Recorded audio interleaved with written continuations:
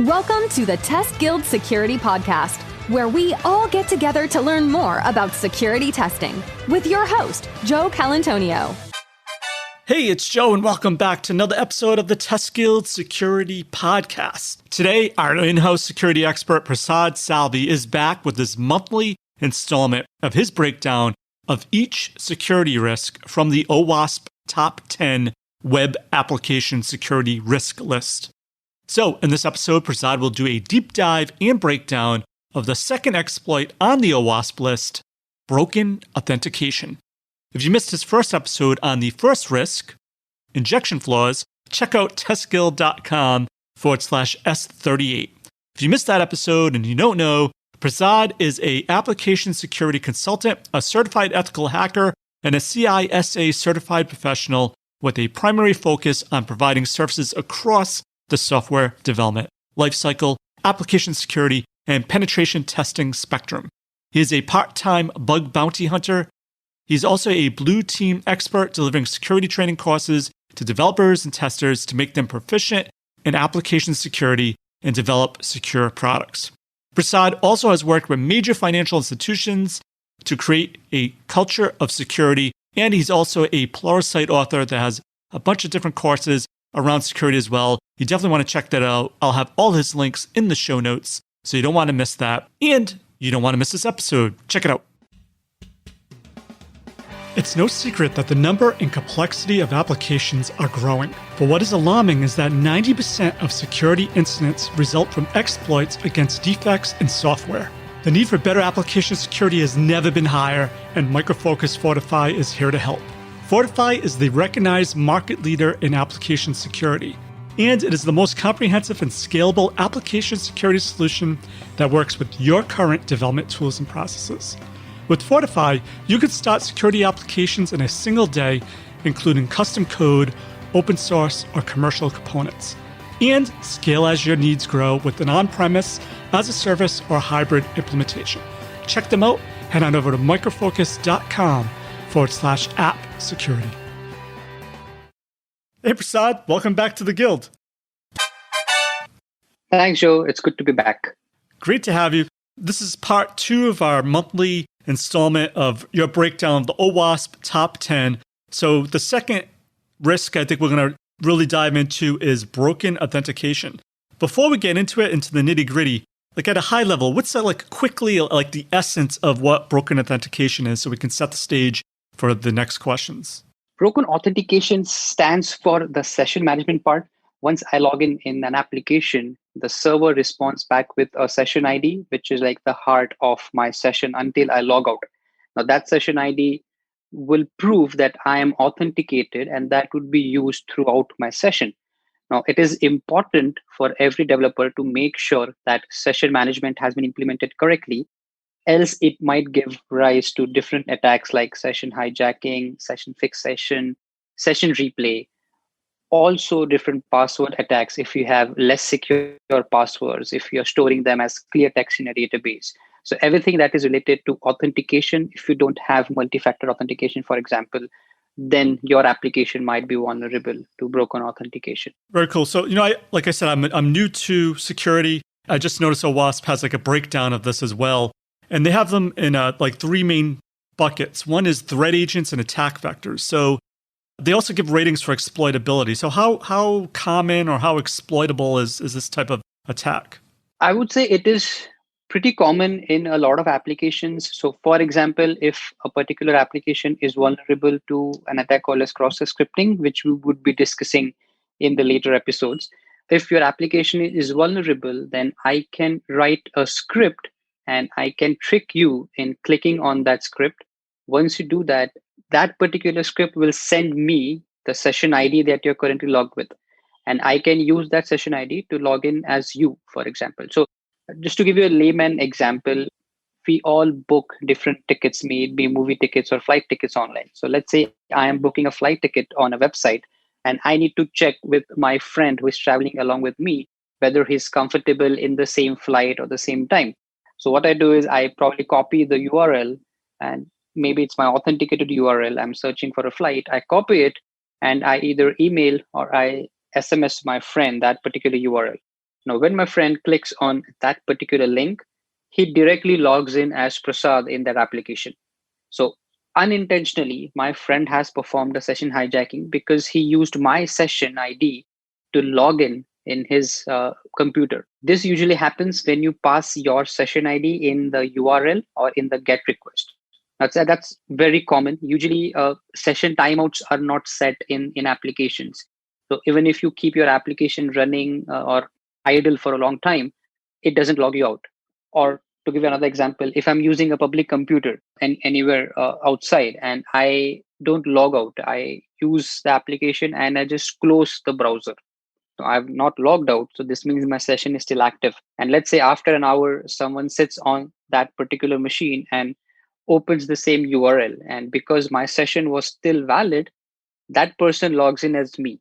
Now, if you can imagine, if that application could be my banking application where I have all my money stored, then that would be a big problem. So session expiration is also important, as well as preventing your application from executing different scripts.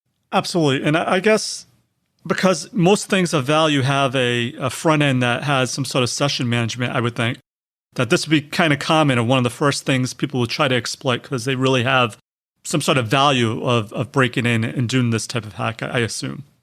Exactly. So the session ID, as I said, once I get a session ID, it is supposed to be a random unique value per user. So when I am implementing session management in my application as a developer, for example, I need to be sure that it is long and random enough so that no one can guess it. Like, for example, if I keep my string a very long string or my session ID a long string, and the next user that logs in, he will get probably, if my session, the first session ID will end with a 0, may it be a very long session ID, but the second session ID that I'm giving to another user, it will end with 1. And then I'm incrementing the last octet or the last character just by 1. So this is very predictable. Attackers can use different tools and guess what would be the next session ID. So it is very important that it is unique, it is random, and it is long enough. So ideally, OWASP recommends the session ID to be 128 bits, again, long and random. Okay. So when I hear things like brute force attacks, is it usually referring to a broken authentication because they're using a tool just to try to guess passwords? Yeah, there's a attack called as credential stuffing attack, wherein, let's say, there are usernames and password which have been breached in an X application on the internet. An attacker might post them on a particular website free of cost. Now, other attackers or the same attacker, what he can do is take all that usernames and password and try it on different applications. Now, I won't try that on X application because probably they have already known about the breach and they have asked their users to change their passwords. But because we are humans, I might have the same password on different accounts as well. Like, along with X application, I might have it on Y application or my Facebook password, for example. Now, that is the reason we say that we shouldn't be having the same password for multiple accounts. Now, in credential stuffing attack, I will take that username and password combination and try to use it in different applications on the internet and see if I can get into that user's account. Now, brute force would be to take n number of usernames and password from that list and try it on one particular application. Let's say Facebook, for instance. I have 1,000 username and password combination, and I just keep on entering that in an automated fashion through different tools in the username and password field of Facebook. So that would be a brute force attack where I'm trying for different users to get into it. Perfect. So I guess the next question then is obviously impacts. What are some impacts you think this has? I can think of multiple, but just, why would someone normally do this type of attack? There can be different reasons, right? So attackers they just want to take it down for fun, like script kiddies, or they want to have some ransomware install or some malware install, or they want to create a backdoor so that they can do some malicious stuff. So I'll probably, if I'm an attacker, I'll try to go for the admin account, which has most of the privileges. So there's something called as default passwords. So usually all the default passwords are admin out of box for any server or any router, for instance. And if I'm not changing that, then I'm actually inviting different hackers to try the default passwords and get into without any security. So a good practice would be to change the default passwords that you have. Never keep admin or root as a username and password for our admin accounts. Change them, have strong passwords, and also implement multi-factor authentication. Great. So you give a few examples already of how you could tell if your application is vulnerable. But are there any other examples of how someone can say, "Oh my gosh, what can I look for to see if my application actually is vulnerable to this type of attack?" The first one would be to have a prevention for the brute force attack. Like after 5 continuous attempts, maybe you can give a captcha to the user. Or if, let's say, I'm using Joe's account with multiple passwords. So after 5 attempts, I will have to lock Joe's account for, let's say, 30 minutes or 24 hours, depending upon the criticality of that application. Other examples could be I don't have strong passwords set in my application. I allow my users to set a password as their name, for instance, without any case sensitivity. That would be inviting the attackers for these type of attacks, or having a default username and password, as I said earlier. Or I'm having, so there's an interesting topic when I have to reset my password. Now I've forgotten my password. We all see a link which says forgot my password or forgotten password, and that takes me to a security question and answer page. Now these security questions I'll have to set when I'm registering in the application. But most of the security questions are not really secure, though we call them as security questions, because the most common security question that we observe is, what is your mother's maiden name? Now, no, that's not something that is very secure and that only I as a person would know in this world. Now, security questions should have certain characteristics. So the first one should be, it should be consistent. Second, it should be memorable. So if the users can't remember answers to the security questions, then it defeats the purpose. It should be universal so that it applies to a large audience. And the answers shouldn't change over time. For example, what would be your better half's name 5 years from now, or your girlfriend's name, for instance? That might change after 5 years or 6 years. So that's something that we have to make sure while developing the forgot password feature. But again, a lot of developers are in a misconception that asking security question is a form of multi-factor authentication. It is not, because that again falls under the knowledge based questions or something you know. Password is also something you know, as well as the answers to your security questions. So then they would still fall under single factor and not multi-factor authentication. The last example where I like to say if your application is vulnerable is you're not invalidating the session IDs. Now, even if I click on logout instead of closing the browser, the request that is sent for that logout click, the response should have the session ID as null. That is the best practice. I shouldn't give a new session ID or return back the same session ID to the user once he has logged out. I should be able to invalidate that session ID so that no one can use that session ID again. Awesome. So besides that way, are there other ways to prevent it? Like I know a lot of times lately, I've been asked to do like two-way authentication, or I log in from a different device that has a VPN and I get an alert saying you have you're trying to log in from this other account. Is this you or not? Do you want them to log in? Are those some ways to prevent it? Or like as we get more and more into 2020 and beyond, I would think they're like, how can we prevent this? Are there newer ways to try to put into place if you're a developer to try to avoid this and for future applications? The first one would be to have, as I said, multi-factor authentication. The second is what you just mentioned, wherein if the user has, so there's a JavaScript which you can write to check if the user is logging in from the same machine or the same browser.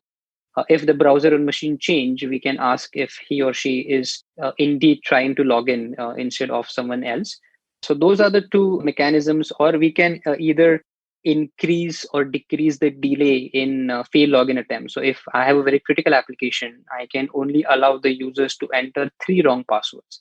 For some applications, I can allow them to have 5 wrong passwords. But after that, I have to make sure I lock that account and send out a notification to the admin or to the security team, as well as the user that, did you try to log in? If yes, If not, then reset your password. If yes, then you'll have to wait for 30 minutes to re-log in because you've locked your account due to 5 consecutive login failure attempts. The second important part here, and this is again the 10th, we'll have the 10th episode on this where we'll talk about monitoring, insufficient monitoring. So the same example we'll be talking in the 10th episode that we're going to have, and we're going to end the series about monitoring, but I'll definitely talk about this again. If someone was actually hacked using this type of exploit, would they know? Because if I look in the news for broken authentication hack, a lot of times people say, "Oh, my Twitter account was hacked into," when they say something. Do companies know when they've been hacked with this type of exploit? Or there's anything that's left behind, or is because someone's actually using your username and password? It seems almost undetectable unless someone says, "Oh, someone stole my money." I guess I don't know. Absolutely. So it's very difficult to understand if you have been attacked or you have compromised or someone has compromised your session ID, for instance. The only solution to this is awareness, wherein you're not supposed to click on random links. For example, I get a phishing email which says that your account would be locked. So usually it has a sense of urgency, and I might see my account is being locked and I click on that particular link. And that's when I might lose my session ID to a particular attacker. So awareness is very important, not clicking on random links. An attacker would only have my session ID when I click on something and invite him to take my session ID. If I don't do that, and as a developer, again, I have to make sure that my session IDs are being invalidated after logout. There is a session expiry time set. There are two things when we log into an application. So first is I hit the URL, let's say abc.com. So when I type abc.com in my browser, a request is sent to ABC's server. And then the server replies back saying that, okay, you can visit a 200 OK response. And it also has a session ID along with it. Now that session ID is only for me to reach the login page. Now let's say that session ID is ABCD, for example. And I see the login page. I log in with my correct username and password. Now, again, a second request would be generated. That would go to the server again. The server will check, okay, is the right username and password. Now, when the server responds, the server should make sure that it is a different and a new session ID that it is sending back to the user. Because if it sends back ABCD, then it actually defeats the purpose. Because if I'm the attacker, I would know that on the login page, it was ABCD, and the server still continues that. So I can try to change ABCD through a proxy tool. And let's say I type PQRS, for instance. And if the server responds back with PQRS, it means that the server is not validating the session ID and just accepting any value that the user is providing. And this is called as a session fixation attack, wherein I have fixed my session that I would be needing only PQRS as my session ID. I don't need any other value from the server. So this is also important while developing a session management, wherein you have to make sure that after the user logs in, he should get a new session ID. Great. Now, I also think that when I think of this, I think of like a customer-facing UI, like a banking account where you're just trying to add someone's username and password. But do you know, as developers use more and more third-party applications, are there any like backdoor APIs that could be exploited this way as well that people may not think about because it's not so customer-facing? Do you mean about the federated logins that we use instead of the authentication of the application? Like I can log in through Gmail or Google or Facebook, for instance? Well, that's one way. I was thinking maybe someone's using a third-party API in their application that also maybe has a way that people can log in, but because it's headless and it's not part of the customer-facing type, it could still be exploited. I don't know if that makes any sense. Absolutely. So again, may it be a backend API or so.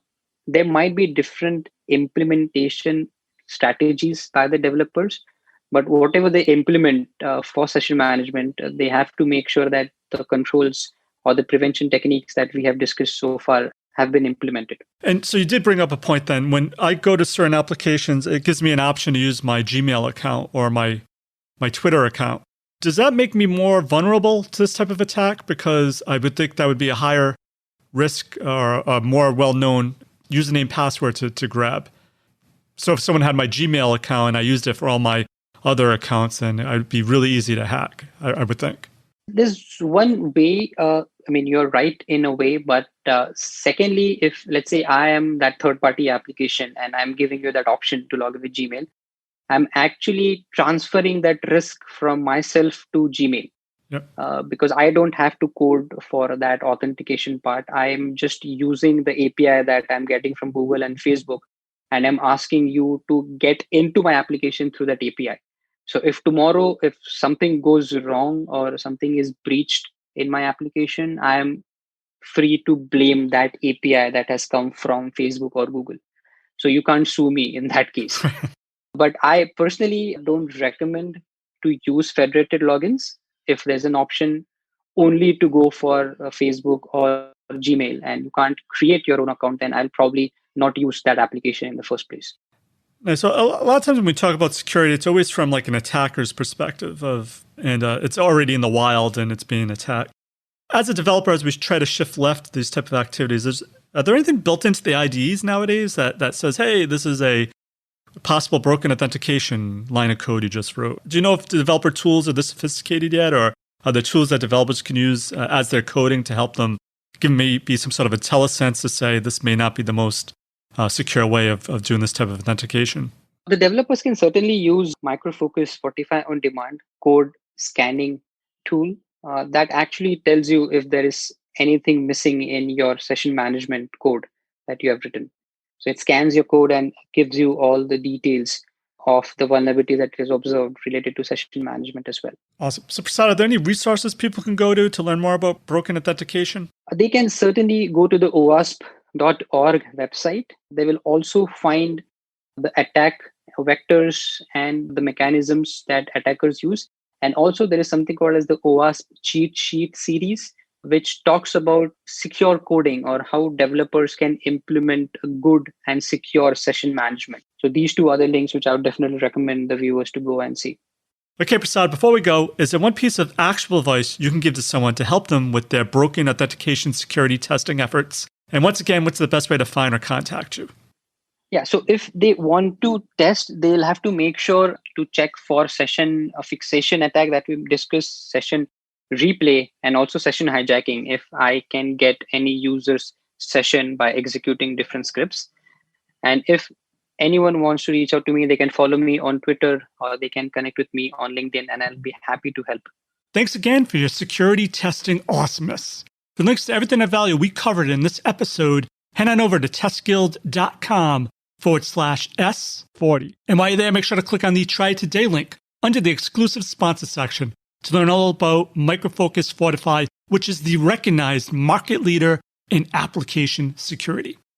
And if the show has helped you in any way, why not rate and review it in iTunes? Reviews really do matter in the rankings of the show, and I read each and every one of them. So that's it for this episode of the Test Guild Security Podcast. I'm Joe, and my mission is to help you succeed with creating end-to-end, full-stack security testing awesomeness.